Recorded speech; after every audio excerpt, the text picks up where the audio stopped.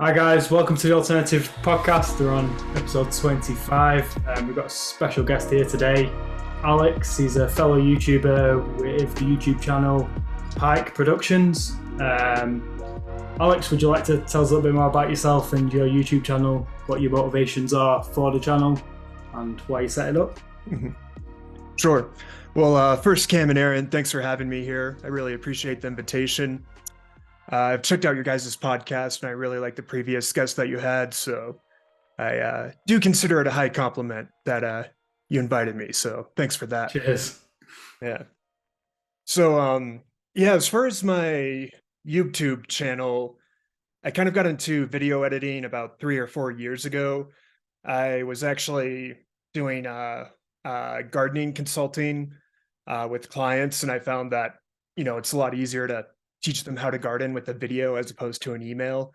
So I started with that, really fell in love with the video editing process, but quickly found out there was really no way to grow a gardening YouTube channel. It's just too regionally specific, different climates, different soil types. People want to grow different stuff. So while I enjoyed it, I saw that there's really not a viable future in it. So made some life changes about 3 years ago. I really positioned myself so I could start earning money online, and I did that mostly through content writing.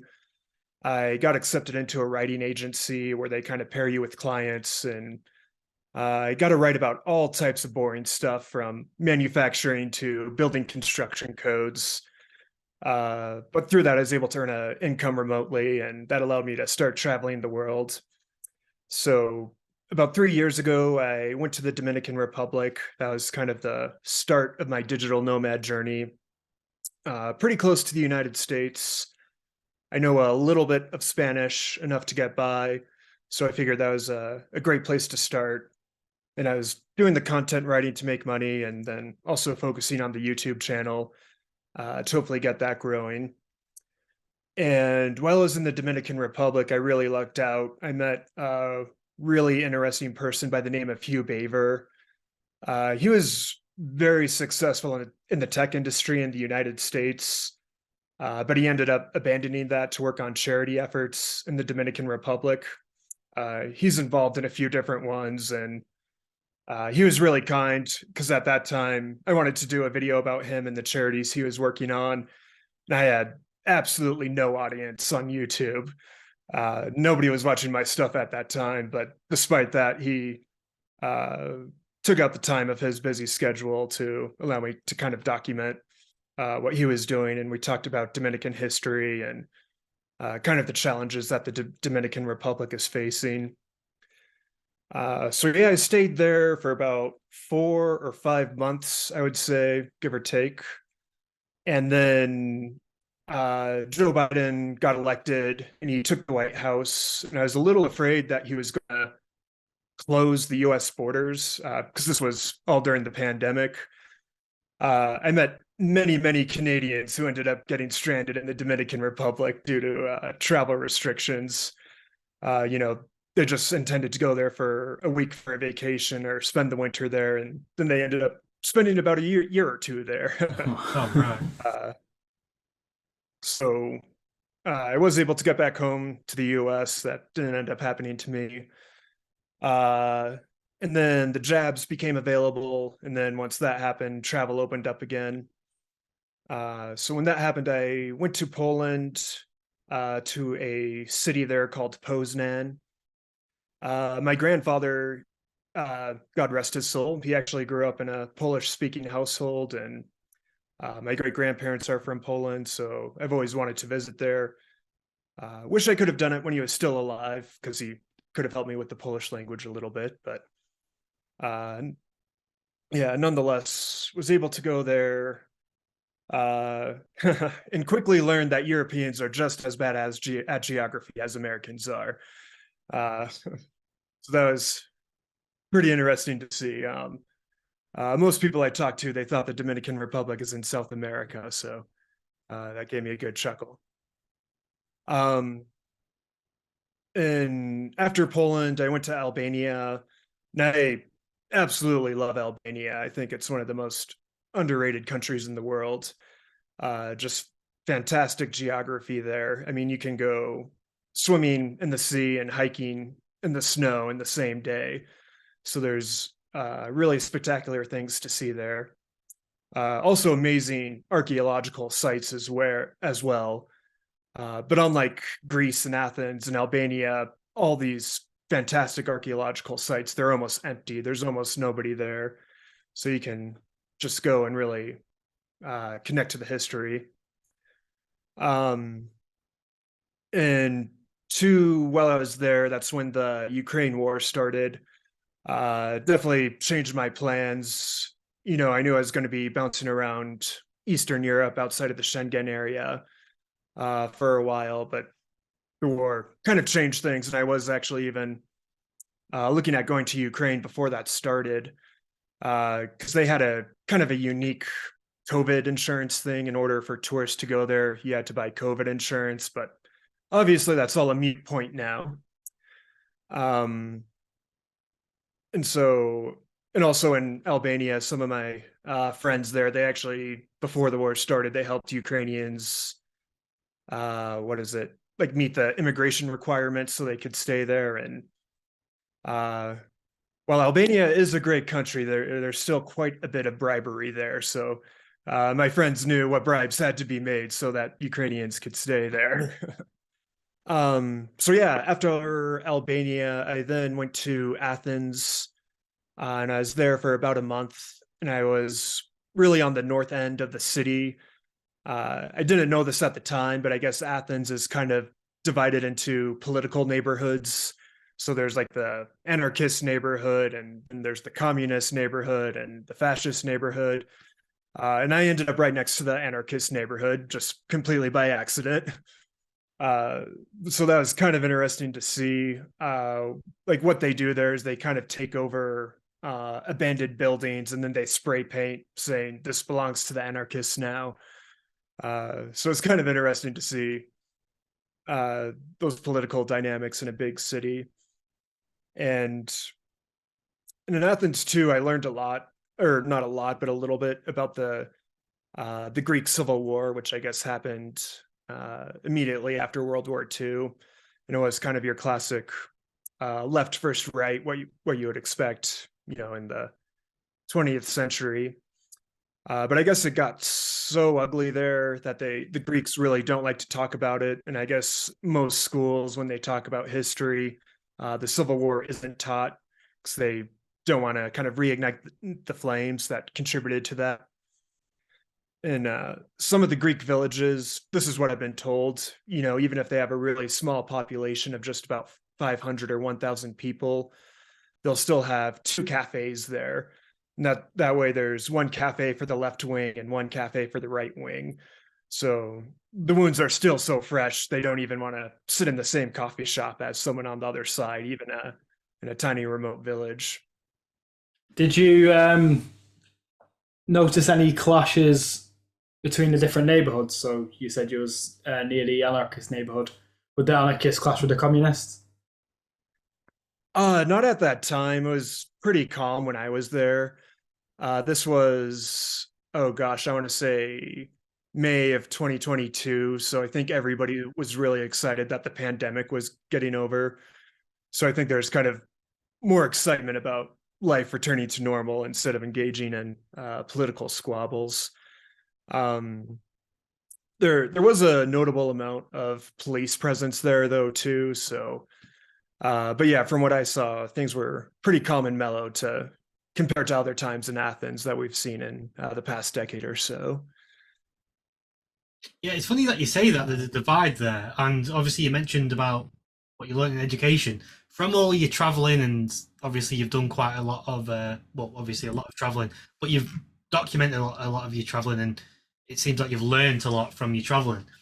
How different do you find what you learned in school and in education? How different is it to what it is actually in the real world? Oh, very different. Well, gosh, I mean, I would say at least part of the education that I received, there is very little focus on Eastern Europe. in kind of international studies in general. I mean, we did spend quite a bit of time studying about Western Europe, in the UK as well, just because our legal system, we use the common law legal system like you do. And it's kind of taught in a way that we're a continuation of UK political philosophy. So we talk about you guys quite a bit, but as far as other countries, not so much. But I would say there was a huge discrepancy from kind of media reports and actually being there. Into Albania, when the war started, energy prices went up, and I guess there were protests in Tirana. I was really far away from Tirana. But there were messages on social media saying, "Is it safe to go to Albania right now? I hear it's rioting." And it's like, I didn't even know there was reports of riots at that time because everything was pretty calm and peaceful. But I guess the media was presenting it that Albania was crumbling, and I did not see that at all. I mean, yeah, I heard people complaining about gas prices and energy prices, but no riots whatsoever. That's funny, isn't it? That's another way of looking at it as well. And you've saw it firsthand what the media are portraying to happen in certain places whilst you're there. Hearing it from fellow sort of Americans back home, and seeing it in person. And then I guess, I don't know, was you watching the media in these other countries as well to see what they were reporting on? A little bit, but the language barrier made it really difficult. So I could watch the news in those countries, but I had no idea what they were saying. So Yeah, because that's one thing that I've always been interested in is, for example, everything that gets said about Russia, for example, what are Russia showing on their TV to their citizens? We did see one video once, which we brought it on a podcast episode, must have been about 10 episodes ago, but it was basically, it was an advert which was humorous, but it was basically just ripping apart the agendas that are going ahead in America at the moment. So it was funny, but it's always good to think about that. About, well, we're seeing this side. I wonder what they're showing, because we can't always be 100% truthful in believing what we're showing. So they're probably playing the same game. So it'll be funny to see how they're sort of twisting what's going on over here in their own way. yeah, that's true. And I did get to see a little bit of that. My travels did eventually lead me to the Republic of Georgia, and this was after the war started. And I was in Tbilisi, the capital, and there was a lot of Russians living there who came in from the war. They were, at that point, they were just trying to escape the sanctions. The draft had not started at that point. But it was really interesting talking to them, and most of them they were pretty critical of Putin, and also very critical of the Russian media, RT. And there's one Russian YouTuber who did make it to Georgia. I think his name is Roman. He opens his channel with, "This is your friendly neighborhood Russian," but he does kind of break down what Russian media is reporting and kind of the inaccuracies that it has. And too, it's interesting too, like I'd make Russian friends and we just have normal casual conversations, and then we become friends on Facebook, and then their Facebook page is very, very anti-Putin political. So it's kind of interesting to see. I guess they have that same friendliness decorum that we have in the Anglosphere, where kind of when you meet somebody for the first time, you just be polite and don't talk about politics. But then you see somebody's social media, and they're pretty active politically. I have no idea if that answered your question. I kind of went on a ramble there.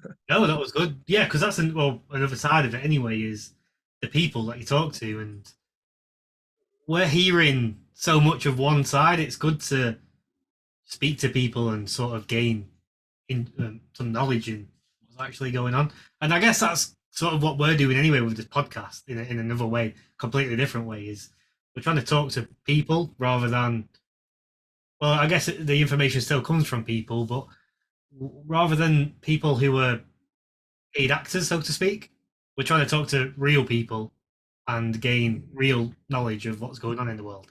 And yeah, I guess that's why we like your YouTube channel so much, because it's real. It's just showing one person's experience on multiple different aspects of the world and different. Obviously, you've done your video on globalization, which seems to have blown up massively. We hope this podcast episode helps channel some more viewers there, but it's on 1 million views at the moment. Yeah, and that really blew my mind how successful that video was. When I was making it, I mean, there were several times where I thought nobody's going to care about this. Nobody cares about trade and line graphs and wheat production. This is the type of stuff that puts people to sleep.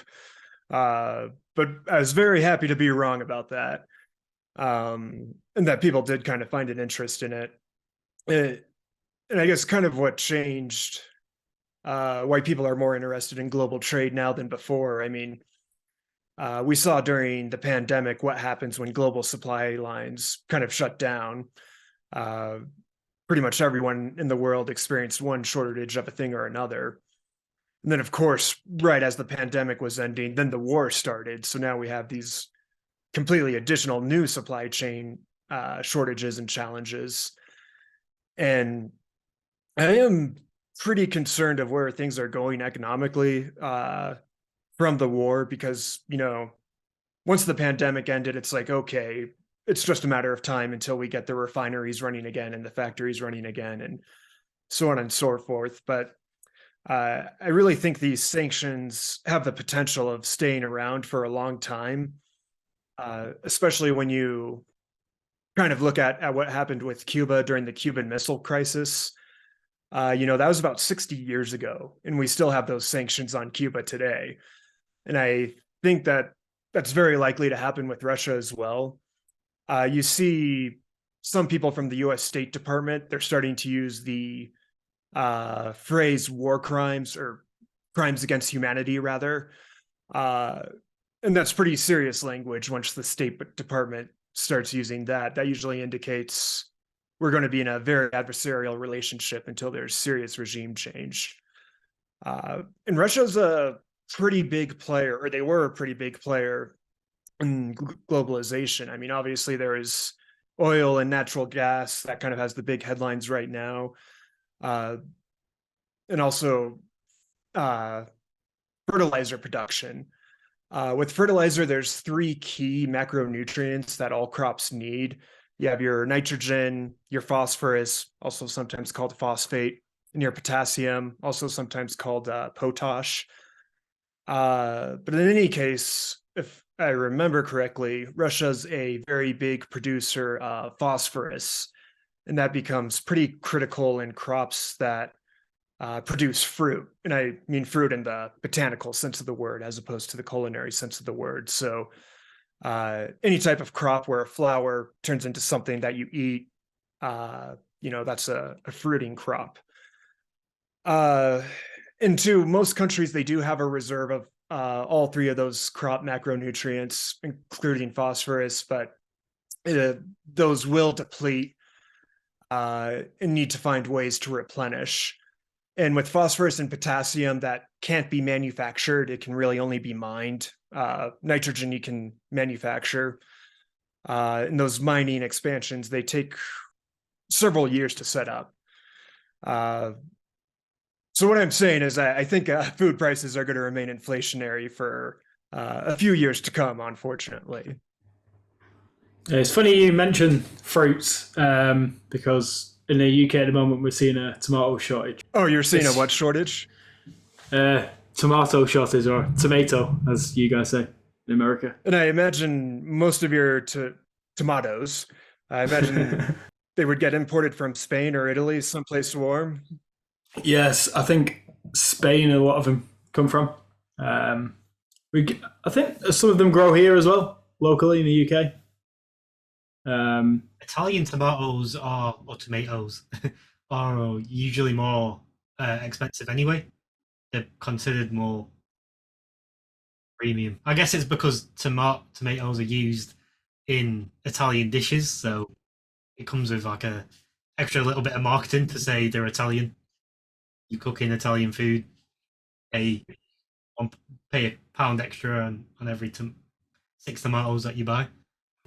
But also, following on from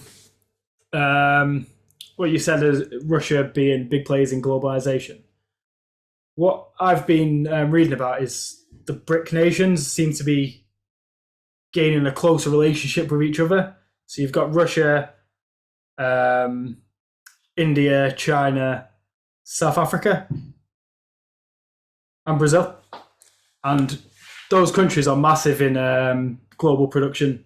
So if we're starting to see those guys getting close to each other, it feels even more of a concern for the West that there's going to be more shortages because these guys are in control of a lot of the supply chain, global supply chains.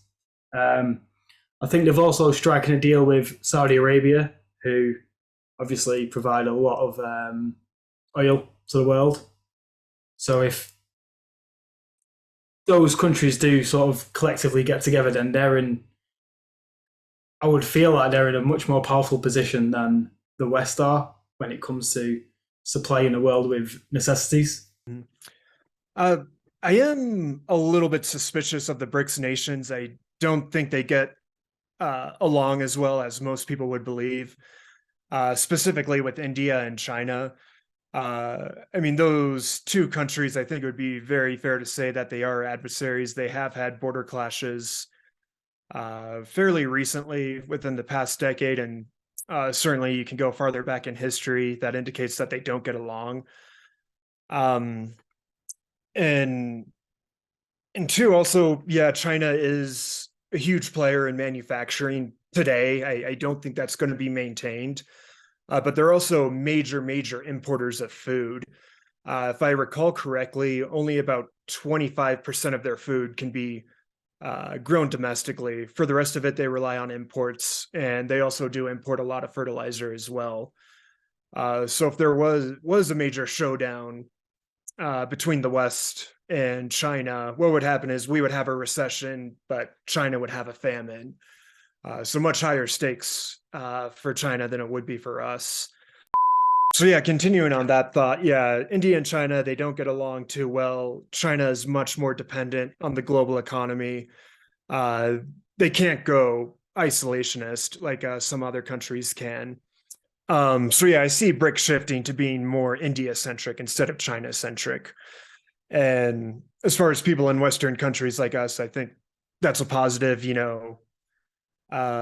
India has kind of always been neutral between geopolitical conflicts, and I think we could all agree that it would be better that India surpasses China as a major player on the global stage. I guess India would be a nice buffer state between the West and the East. Absolutely.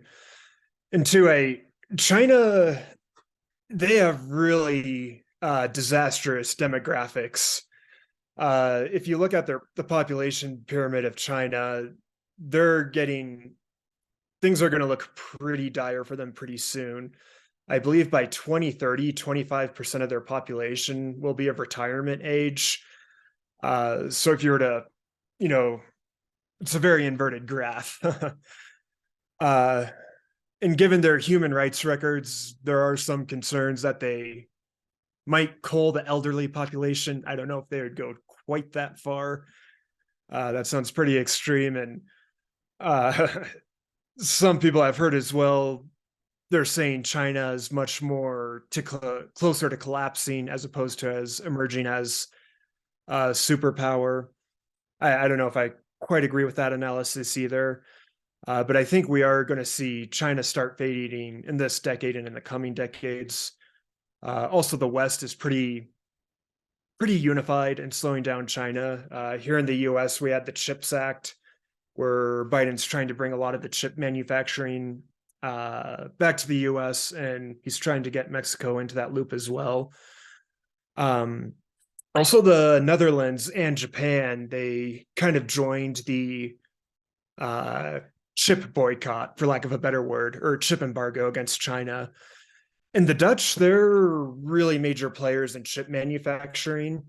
There is a company there called ASML, and this company, they make the machinery that actually makes the microchips, and it is the most advanced company in this field. Their closest competitors are about 5 years behind in terms of research and development. And a lot of the number two companies in chip manufacturing can be found in Japan. Nikon, the same company that makes cameras, they're pretty big in chip manufacturing as well. So with the US, the Dutch, and the Japanese all saying we're trying to strangle chip manufacturing in China, I think they're going to fall behind technologically in a pretty significant way. So all these things added together, the declining demographics, their hyper dependency on food imports, and kind of their restriction of chip manufacturing, I think China's going to start fading away this decade. Yeah, because that was like practically their main playing card, right? Was they wanted to take over chip manufacturing, and then obviously make the rest of the world dependent on them. But what about the dependency the West in particular have on production in China? Because yeah, they've got an aging population, which are obviously due to die and move on. But we in the West have a lot of spenders and a lot of unemployment because all of the production practically has moved over to China. So is that not something which could keep China in the race to the top? Not quite, because we're already seeing lots of investment move around. There are going to be some big winners as China fades away from manufacturing. We're going to see Vietnam grow a lot. We're going to see Indonesia grow a lot. And specifically for the United States, we're going to see Mexico grow a lot and become a major big player in the manufacturing space. And Mexico has a lot of advantages over China, not only in terms of geopolitical drama, but there's more financial benefits that Mexico has. Their cost of labor, it is about $1 an hour cheaper in Mexico than it is in China. But even as Mexican wages rise, they'll still have an economic advantage. Mexico gets most of its energy from us, from the United States. We're just busting at the seams with natural gas right now. So the cost of energy in Mexico, it's about 50 to 100% cheaper than it is in China. What we also see in Mexico is transportation costs are a lot cheaper. Obviously, they're our next door neighbors. And we are seeing a lot of investment going into Mexico for the year of 2022. For the first 3 quarters, they don't have the full year analysis just yet. But direct foreign investment into Mexico has much exceeded expectations. And we do see a lot of that coming from the German automotive sector. Volkswagen, they're spending nearly $1 billion to build new factories in the city of Puebla. They already have a presence there, but they're growing more. Continental Tires, I can't remember the dollar amount, but they are pouring a lot of money into Mexico as well. Mazda, obviously not a German company, but they're investing in Mexico also. Who else? There's a fourth big one. I can't remember. But anyway, as far as North America goes, Mexico is going to replace China. And as far as Asia goes, we're going to see that go to Vietnam, Indonesia, maybe Cambodia. So that's what's going to happen with manufacturing. I know there is a lot of political excitement. People want to bring manufacturing back to Western Europe and to the United States, but that's not going to happen with our labor costs. One of the most important rules of economics is you can never compete with cheap foreign labor.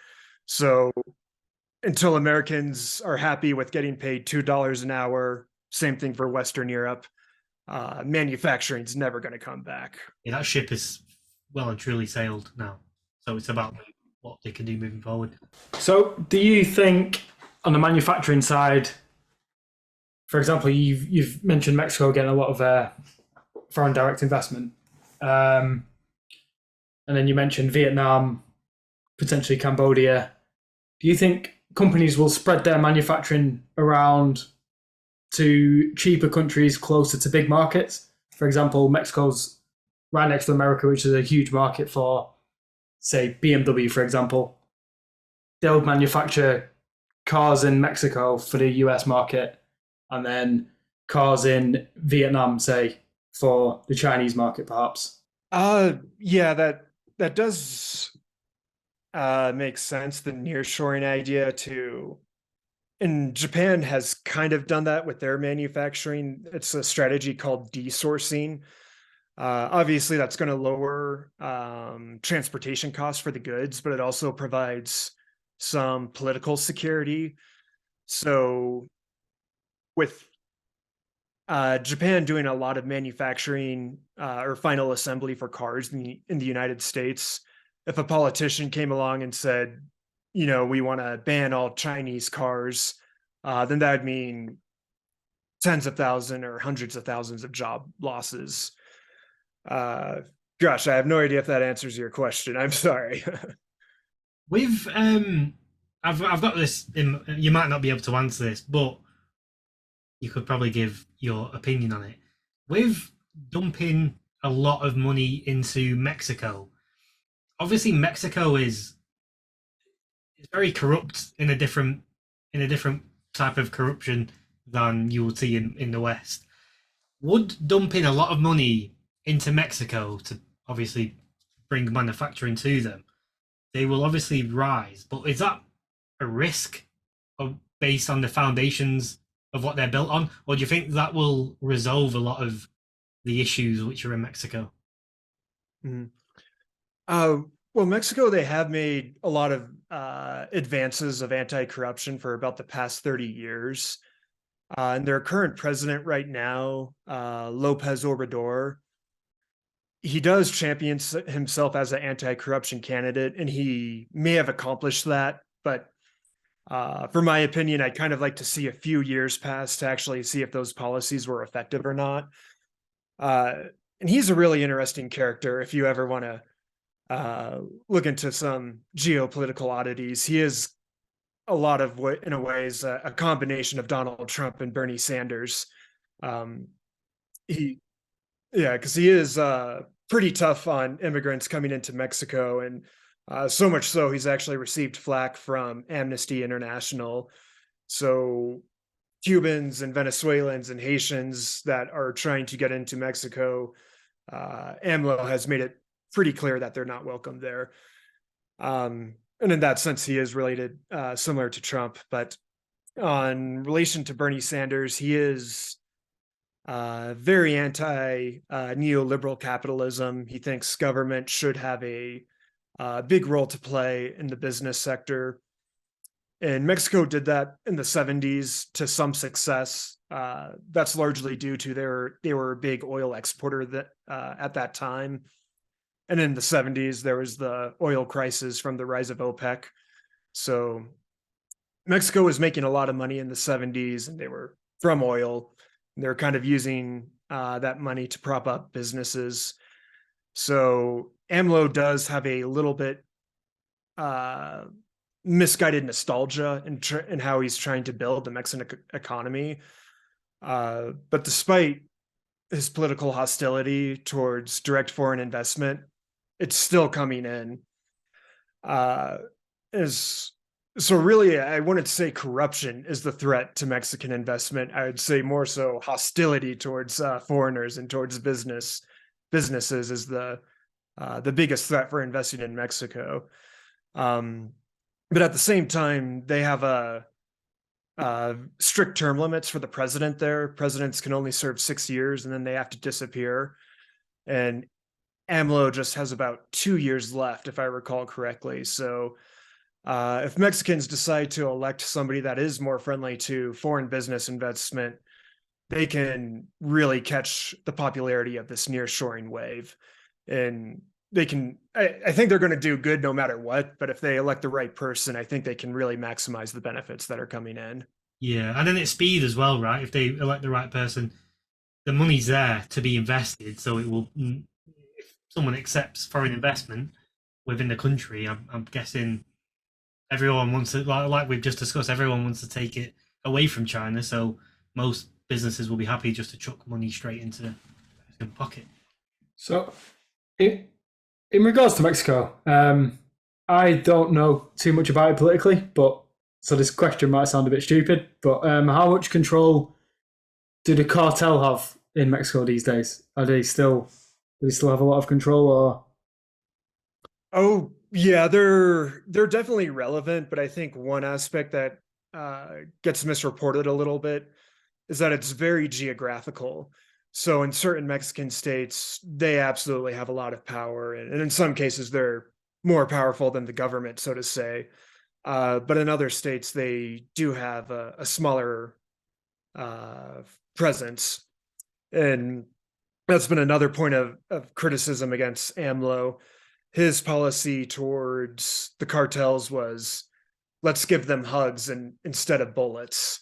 And that worked about as well as you think it would be.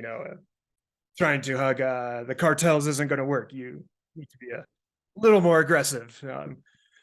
And unfortunately, it did lead to an increase of deaths there. So I think that's going to be another thing that Mexicans consider as they get closer to their presidential election is what will be the best strategy to deal with the issue of cartels.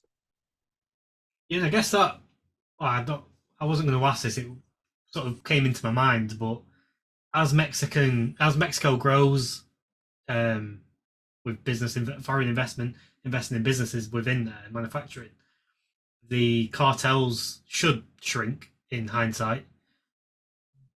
They obviously produce a lot of drugs for America. So what happens? And America has a market for drugs like no one could probably even like wrap their head around how big the market is for drugs in America. What happens to drugs in America in that scenario? Who's going to start supplying the drugs, because they're quite dependent? A lot of people are quite dependent on the drugs in America. When there's a demand for any product, drugs or otherwise, normally there's going to be a supplier that can meet that demand. And two, this also applies to Canada as well. For whatever reason, Canadians and Americans, we really do love our cocaine. I don't quite know why that is, but that's the case. So whether it's being supplied by the cartels of Mexico or the drug producers of Colombia or a completely new entity, as long as there's a demand for it, someone's going to fulfill that supply, no matter where it comes from. Oh, how long do you think, if ever, it would become legalized in America? If Oh gosh, I don't know. I think that's really far away. I mean, we just started about marijuana legalization about 10 years ago. And I am proud to report that my home state of Colorado, we led the nation, we led the world. We were the first place to legalize marijuana. And that spread around a little bit. I think something now about 2/3 of states have gone towards legalization, but the other third have not.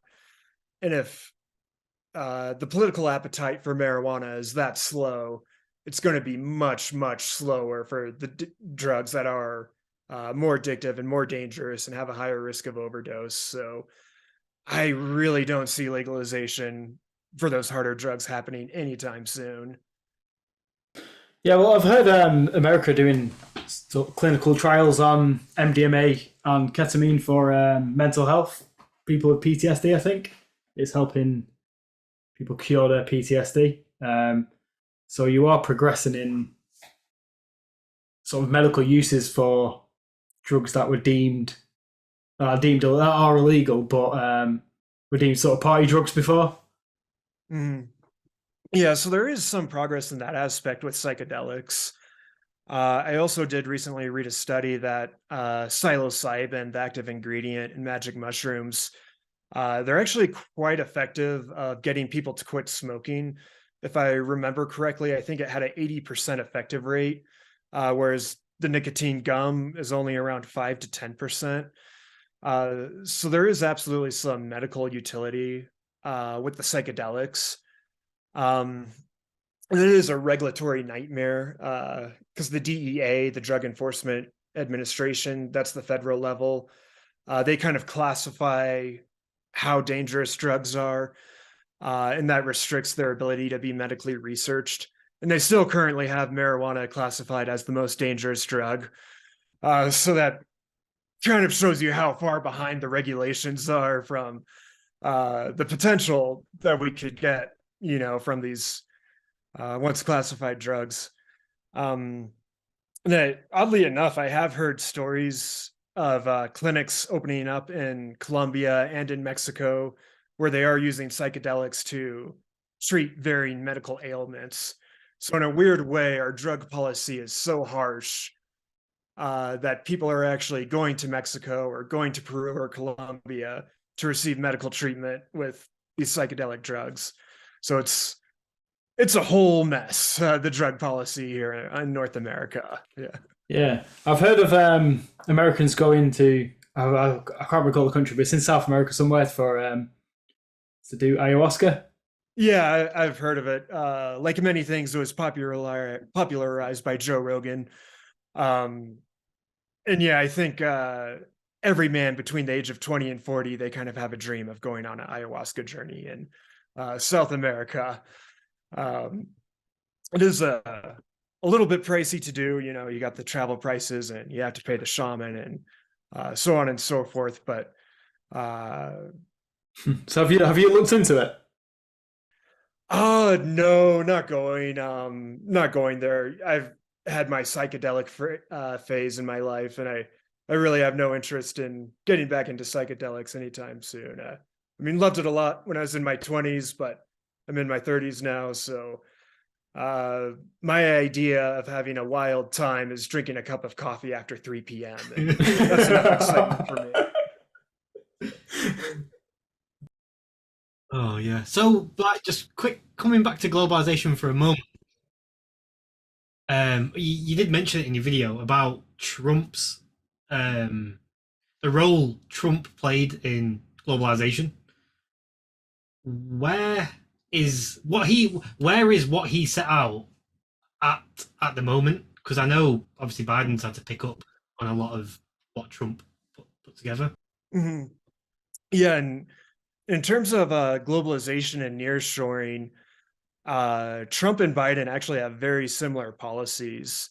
Obviously, Trump kind of started the trade war with China, and Biden has definitely escalated that, especially in terms of chip manufacturing. Uh, but one area where Trump at least somewhat deviated from his campaign promises was making radical changes to NAFTA. NAFTA is the free trade agreement between Canada, Mexico, and the United States. And he did campaign pretty hard against that, saying that it needs to either be done away with or renegotiated. He did end up renegotiating it, but only made minor, minuscule changes. Because kind of what happened with NAFTA is instead of there being a Canadian product and an American product and a Mexican product that all compete with each other, instead we build things together and kind of export them throughout. And that's especially true with automotive manufacturing. I mean, I did choose one car model that's built in North America and tried to trace down where all the parts come from. And it's just so intensely integrated. Like the windshield might come from Ontario. The tires might come from Texas. The brake pads might come from Puebla in Mexico. And there's a modern car probably has over 1,000 individual components. And as far as North America goes, those are manufactured in all three different countries. So if Trump and AMLO as well, AMLO was pretty hostile to NAFTA. If they ended up tearing up NAFTA, it would have been absolutely disastrous for all three countries. So luckily, cooler heads prevailed, and they did add some needed updates because NAFTA was originally signed before the internet was a thing. So yeah, that's kind of how I see manufacturing in North America at this time. What was Trump and AMLO's relationship like? It was weird. Most of Trump's administration, he worked with AMLO's predecessor. I'm not going to pronounce this right, but it was Nieto. And to put it mildly, Nieto and Trump had a pretty awkward relationship because Trump was saying build the wall and we're going to make Mexico pay for it, and obviously Mexicans aren't going to go for that. So it was kind of awkward, at least publicly. But when it came down to renegotiating NAFTA, they actually got along very, very well. And AMLO was sort of involved in the NAFTA renegotiation because he was about to assume office in Mexico. But they all came to the realization if this doesn't get done, everybody's going to lose. And oddly enough, when NAFTA was being renegotiated, Canada was actually being the third wheel. They were being the biggest problem with it because Trudeau was trying to implement environmental standards, and that just wasn't going to work with Trump. Part of Trump's core base is with the fossil fuel industry. There's no way he was going to stab them in the back to make Canada happy. And as for Mexico, all the oil in Mexico is actually owned by the people. And so there is kind of a patriotic connection with oil. And AMLO absolutely amplified that. And there's no way they were going to give up their oil usage or their oil production, again, to make Canada happy. And the real cherry on top is that Canada exports a lot of oil to the United States. So essentially what they were saying in the negotiation is, hey, Trump, we're happy to sell you our oil, but you just can't use it. So there's a lot of tensions directed towards Canada during the renegotiations. And it actually got really close to where Mexico and America was going to kick out Canada. But luckily enough, there's this pretty talented Canadian politician, Chrystia Freeland. She was able to keep Canada into the deal. She had to make sacrifices to the Canadian dairy market, open it up to American dairy farmers. That's what she had to do to keep Canada in NAFTA. So was that solely because of Trudeau? They wanted to boot out Canada from the equation. Yeah, I would say so. And kind of for the tactics that he was going for, he was just being way too aggressive for environmental policies. And I mean, we can argue if that's a good idea or a bad idea. But really, it was not political feasible. It had no political feasibility at all.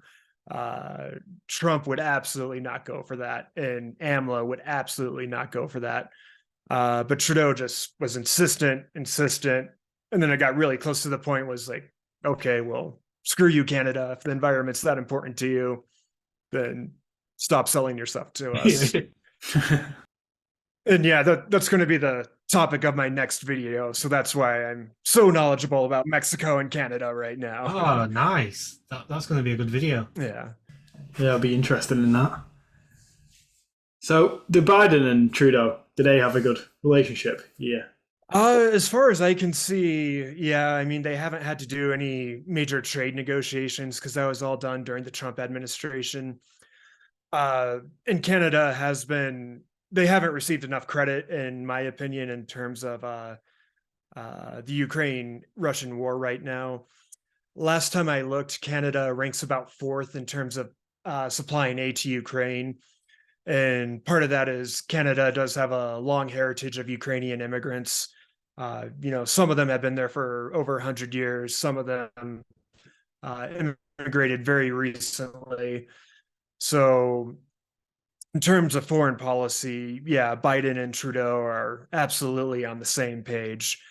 And also Canada has been getting into tussles with China a few years before America really did. So as far as foreign policy is concerned, yeah, Biden and Trudeau are absolutely on the same page. And I imagine that's going to continue no matter who the next American president is, whether it's Biden or somebody else. Well, it kind of depends on if Trudeau will stay in power as well, though, right? Because I'm not 100% sure if the Canadian public actually want him to stay in power much longer. Yeah. Last time I looked, his approval ratings were a little bad. Not to the point where I'd say he's guaranteed to get kicked out. But he does have an exciting new leader of the Canadian Conservative Party. I want to say his name is Pierre Poilievre. I could be wrong. It's something along those lines. But he is extremely articulate, and he has grilled Trudeau on several occasions in interviews, and as well as their question period. I believe you guys call it question time, but Canada has a question period where the parliament can grill the or the opposition can grill the leadership party. And if you're looking for good entertainment, look up Pierre Poilievre grilling Trudeau, and that's some great political drama. I can't recommend it enough. So going back to the war, you mentioned you met some Russians when you was it Georgia? Correct. Yeah. What are their opinions, not on the war starting, but what are their opinions in resolving the war? How do they see it ending?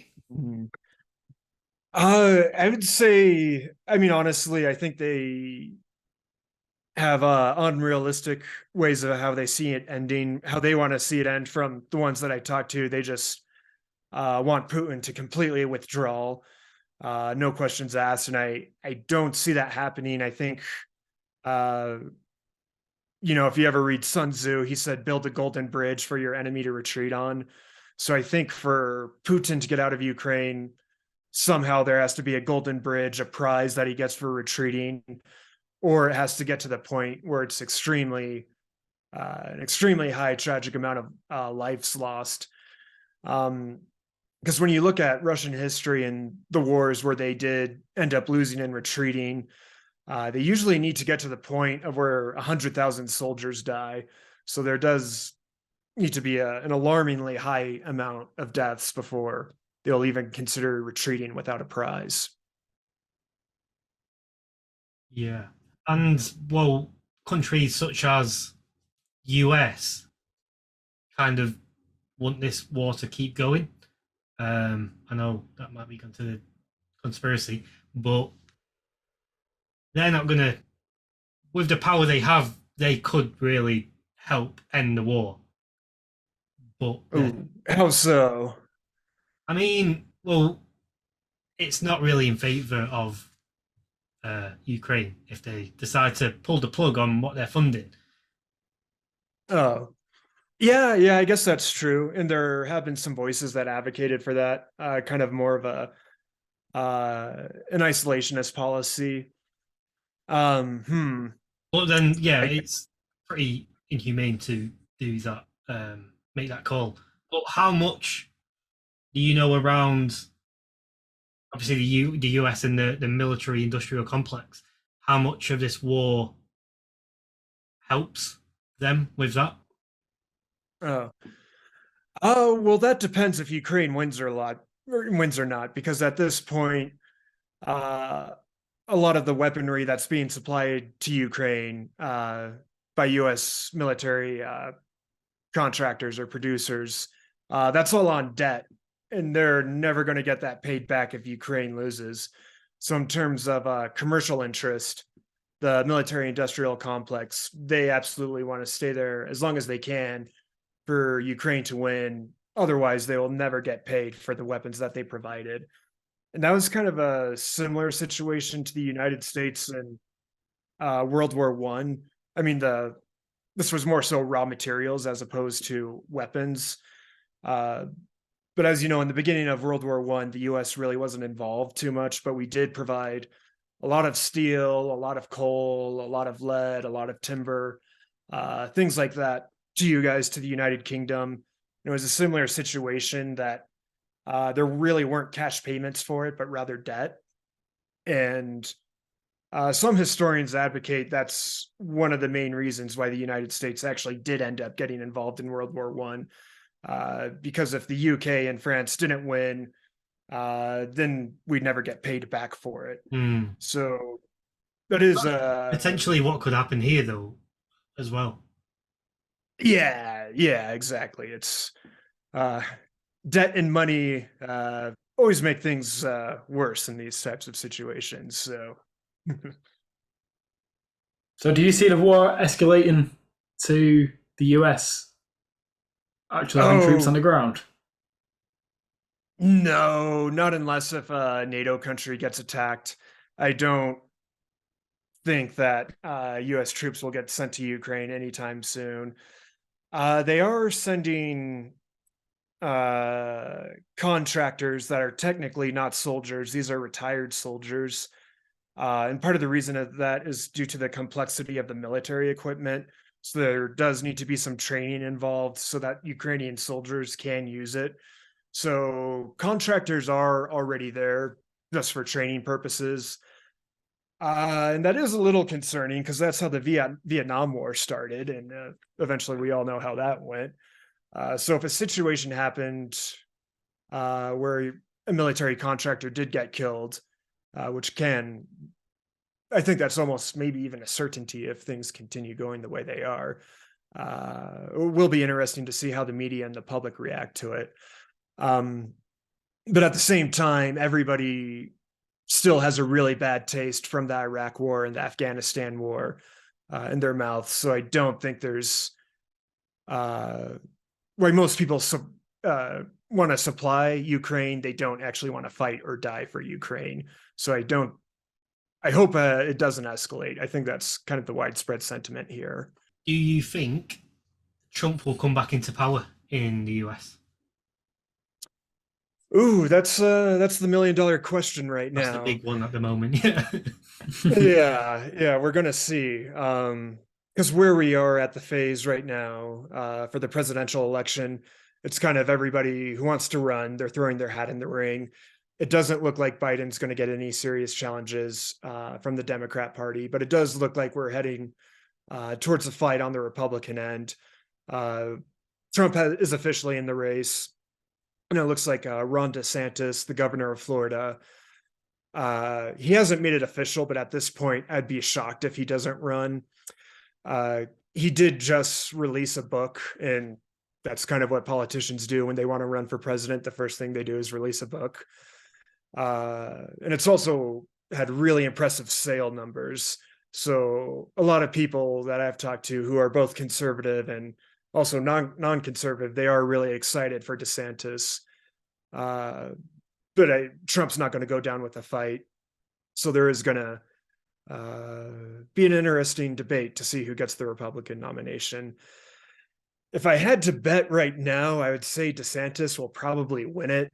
But at the same time, there's always election surprises and campaign surprises. So Yeah. Well, from the outside looking in from where I'm sat is obviously being in the UK, it looks like DeSantis is a favourite, but there's a lot of Trump supporters who aren't very vocal about being a Trump supporter.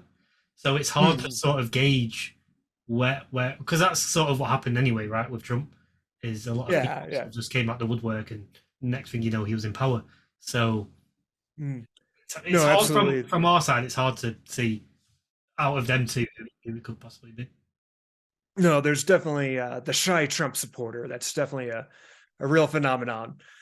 But I would say the big difference between now and when Trump first came to power is the midterm elections that just happened. Everybody expected that there would be a red wave and that Republicans would sweep over the legislature. And while they did have a victory, it was a much, much smaller victory than they anticipated. And rightly or wrongly, a lot of that blame is being put on Trump. And since that happened, a lot of Republican friends that I have talking to them, they kind of want Trump to disappear now. They don't think he's as electable as he once was. So in terms of pragmatism, it sounds like a lot more people are drifting towards DeSantis. How much did the July the 6th event tarnish Trump's sort of reputation? Oh, Do you think that's what gosh. that's what Yeah. caused everyone expected a red wave, but do you think that's what sort of held the red wave back? Yeah, yeah, I think so to a certain extent. Because one of the interests within the Republican Party is kind of the Chamber of Commerce, the pro-business people. And what businesses want more than anything else is stability. They want law and order. They want it to be easy to for things to run smoothly. And when people storm the Capitol, that is not exactly presenting an aura of stability or order. So I think the business interests within the Republican Party absolutely uh, are critical of Trump. So yeah, I think you're spot on there. So, I mean, with your video, Globalisation, coming to an end, I guess that's what sort of spurred you to make your next one, or did you already plan to do the NAFTA video?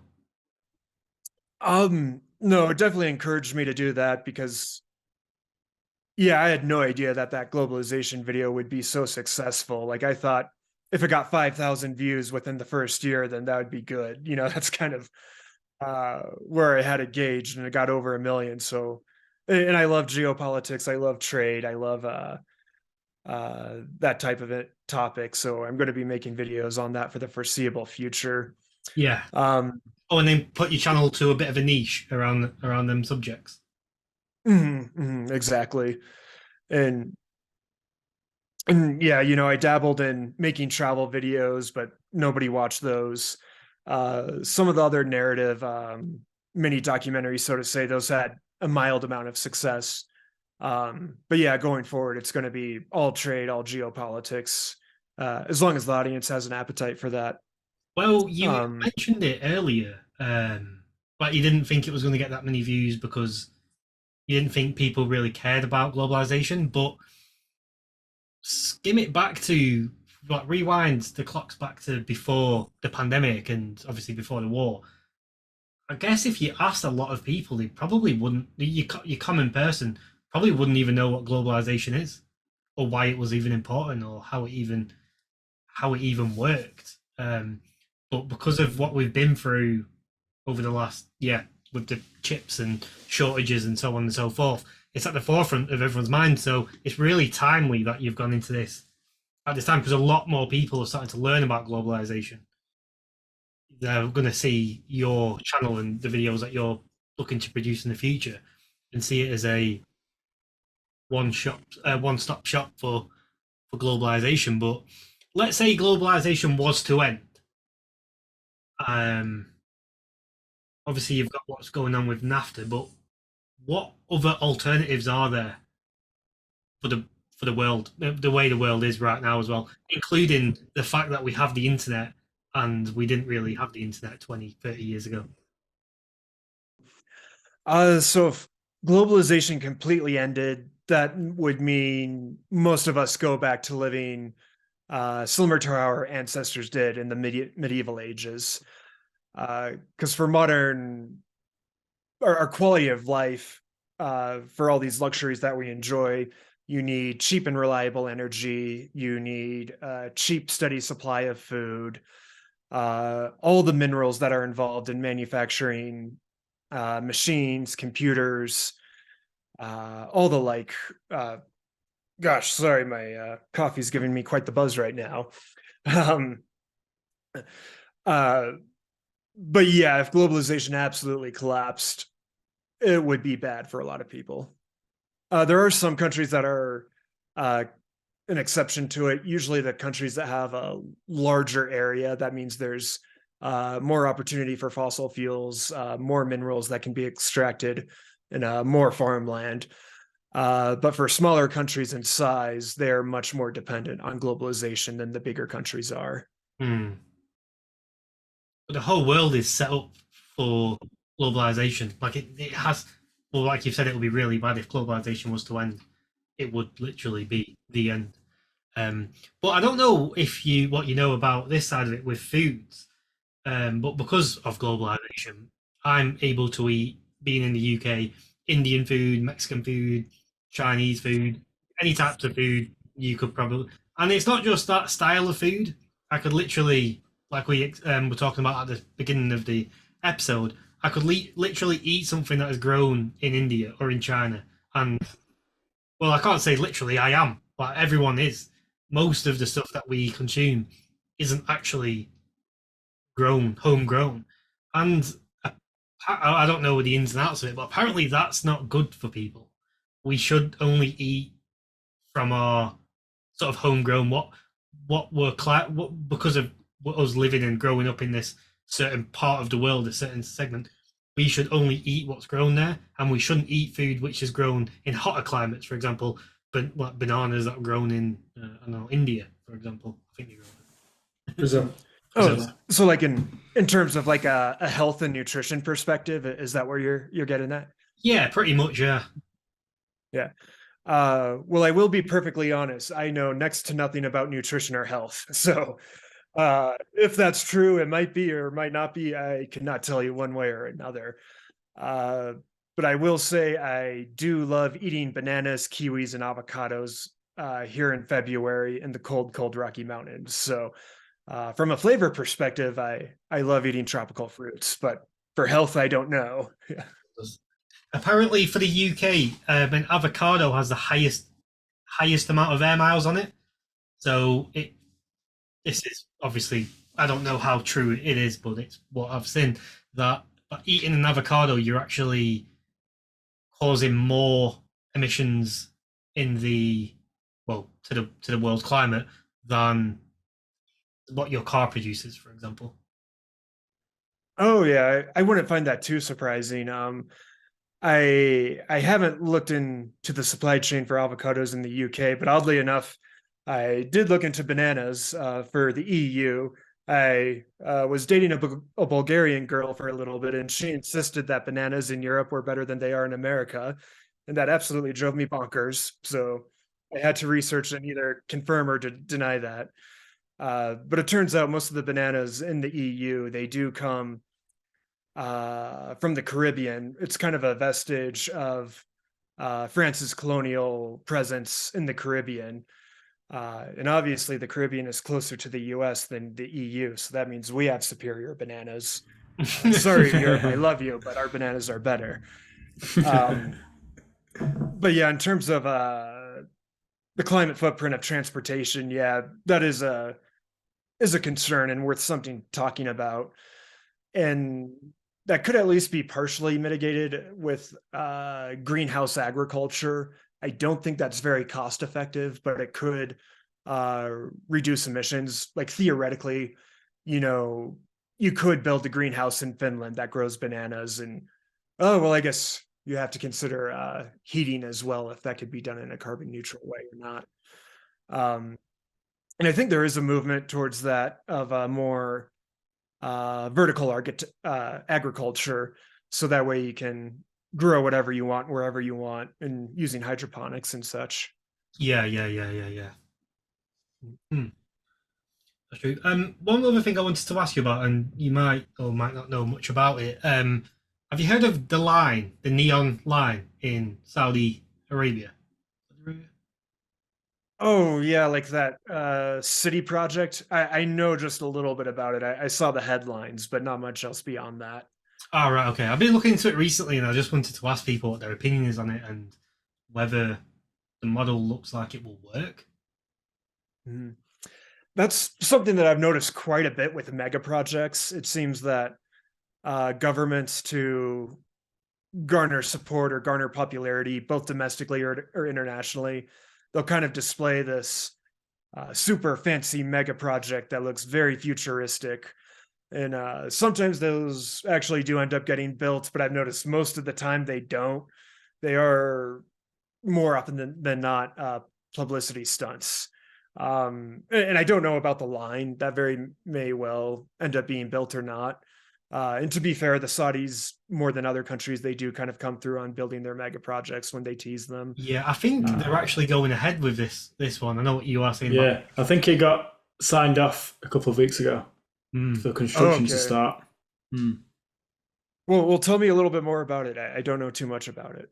So, well, the one thing which I find crazy about it is it's in Saudi Arabia, but it's not marketed for the residents of Saudi Arabia. It's more marketed towards people outside. Expats. So yeah, or even people within the West can buy a ticket in there. Yeah. So do you want me to describe what the line is? Yeah. So it's 15 kilometers long. So it's two long skyscrapers built up against each other, essentially, with gardens and bridges and stuff that link them both together. And it's going to house, is it 6 million people? I think that's the right number. I think you'll never have to leave anywhere like within 10 minutes of each other. So like you've got your shop, your hospital, your place of work will be in your room probably. Yeah, it looks like this. Oh wow, it goes right into the sea too. I think they use this. Well, yeah, obviously they use that to bring. Oh, sorry, it's 170 kilometers. Is Wow. that correct? Yeah. This is That's from the Neom's website. Yeah. Yeah. And do you guys know what the price tag is on it? Have they put any cost expectations? I am not sure, but I'm guessing it's going to be a few Billion. Well, I'm thinking Yeah. it might be hitting the trillions. Mm. One thing that scares me about it is it's in Saudi, marketed to the West, but it's in the middle of the desert, so I don't know what laws they're going to have in place there, but I can imagine if you break a law, you're going to get thrown out of a door into the desert somewhere. They don't need a jail. They just throw you out into the desert, and then that's Literally, the yeah. punishment. Yeah. Oh, it'll be like the new Australia, kind of. Yeah. Yeah, that side of the wall is literally the prison. Yeah. And everyone's just burnt. Oh man, that'd be a great science fiction movie. I think you guys are onto something. It looks like something out of a science fiction movie.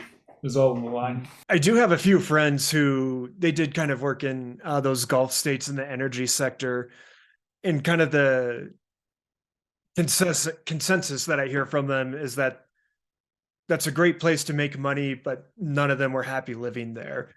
They kind of got the impression that foreigners there are always kind of looked down and treated, I wouldn't say treated as secondhand citizens, but never really fully welcomed. And obviously the laws are really different. If you're going there as a bachelor, forget dating, that's not going to happen. If you like to drink, that's going to be really hard to do as well. So that is kind of interesting that they're trying to attract Western real estate investment with that. I'd be surprised if that works out well, unless if it's related to catering to people who work in the energy sector. So yeah, I'm curious to see how that will develop. Yeah, but like you said, it's one of them projects which you hear about and then it just drops off a cliff and you never hear about it again. But it's the fact that, yeah, they've been signed off to work on it. That's why I've been looking into it recently, because it's something which was considered crazy is now a reality. So, I mean, it does raise a few red flags in my mind of you're signing up to what looks like you could be going to a luxurious prison anyway. Or a country who's known for stoning people to death if they don't comply with. Yeah, or killing journalists when they go to the embassy to get visas renewed. They just disappear, and there's a special saws made for sawing human bone into different pieces. Yeah, this sounds like a great place to move. So, well, there's still one of the countries who do public beheadings still, right? I might be wrong there, but I'm pretty sure there's still a country that do public. I think so. Yeah, that sounds about right. I haven't researched it on a while, but I think that's the case, and I think they also do public canings as well. So if you steal something, they'll beat you with a cane in public, which that might be a cheaper solution than the prison system that we have. Just go beat somebody with a cane for an afternoon. That can't cost the government too much. It's fair. They might be able to make a profit on it if they sell tickets for people to go and watch. Right, there you go. And then that way we can address the deficit, put it on pay-per-view so everybody in the world can watch it. There's we're onto something here. All right, shall we wrap this one up? Yeah, I think so. It's and again, I appreciate you guys inviting me. I have watched your show quite a bit. Oh, you do have a talent for finding entertaining guests. I hope I lived up to the hype, but yeah, no, this has been amazing. Yeah. Thank you so much for coming on. Yeah, thanks for coming on. It's been great. Yeah, absolutely. You guys take care. All right, see you later, everyone. Cheers. Bye, guys. Bye. Bye.